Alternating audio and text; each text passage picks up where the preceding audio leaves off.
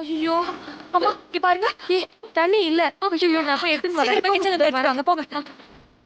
அம்மா பாட்டி, அம்மா பாட்டி இங்க பாருங்க பாட்டி. என்னாச்சு பாட்டி உங்களுக்கு?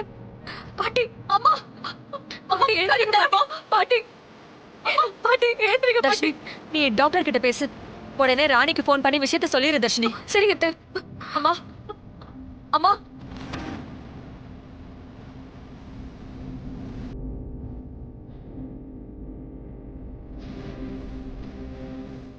ஹலோ டாக்டர், திடீர்னு எங்க பாட்டி மயக்கம் போட்டு விழுந்துட்டாங்க. நீங்க கொஞ்சம் சீக்கிரமா வாங்க டாக்டர். சரிங்க மேடம்.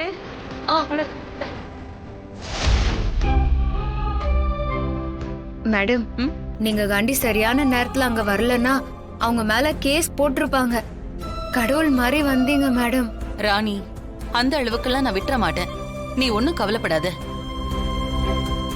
அப்புறம் இந்த மாதிரி நேரத்துல நீ ரொம்ப ரிலாக்ஸ்டா இருக்கணும். எங்க மேடம், ஒண்ணு விட்டா ஒண்ணுன்னு கஷ்டம் அப்படியே லைன் கட்டி நிக்குது. அது எல்லாத்தையும் சீக்கிரம் சரி பண்ணிடலாம் ராணி.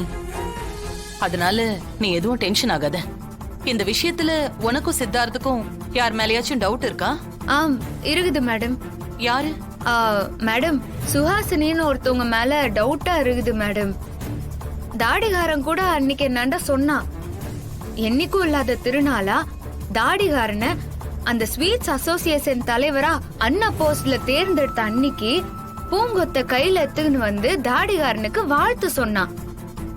அப்பவே தாடிகாரனுக்கு ஒரு டவுட் இருந்துச்சு. அவ வாய் மட்டும் தான் வாழ்த்து சொல்லுச்சு.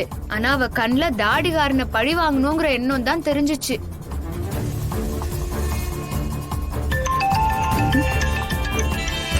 தர்ஷினி என்னத்து கூப்பிடுறா? சொல்லு தர்ஷினி. அண்ணி, பாட்டி திடீர்னு பெட்ல இருந்து மயங்கி கீழே விழுந்துட்டாங்க. என்ன? நான் டாக்டருக்கு ஃபோன் பண்ணிட்டேன். எனக்கு ரொம்ப பயமா இருக்கு அண்ணி. ஐயோ, என்ன தர்ஷினி சொல்ற? சரி சரி, நீ ஒன்னும் பயப்படாத. நான் உடனே வீட்டுக்கு வரேன். நீ பாட்டியாண்டியே இரு. சரிங்க அண்ணி. ராணி, என்னாச்சு? தாத்தாவை அரெஸ்ட் பண்ணி கூட்டின்னு போனதுல இருந்தே பாட்டி ரொம்ப மனசு உடைஞ்சு போயிட்டாங்க. இப்ப ரூம்ல பத்துன்னு இருந்தவங்க பெட்ல இருந்து கீழே விழுந்து கண் மொழிக்காம இருக்கிறாங்களாம். ஐயோ, டாக்டர் வர சொல்லிருக்காங்களாமா? டாக்டர் வந்து நிறுகிறாங்களாம். பாட்டிக்கு என்ன ஆச்சு ஏதாச்சுன்னு ஒண்ணுமே புரியலையே. ராணி, நீ ஒன்னும் டென்ஷன் ஆகாத. நாம ஃபர்ஸ்ட் வீட்டுக்கு போய் பாட்டிய பாத்துட்டு அவங்க எப்படி இருக்காங்கன்னு தெரிஞ்சுக்கிட்டு அதுக்கப்புறம் போலாம். சரியா? டிரைவர், நேரா சித்தார்த் சார் வீட்டுக்கு போயிடுங்க. Okay madam. கொஞ்சம் ஃபாஸ்டா போங்க. சரிங்க மேடம்.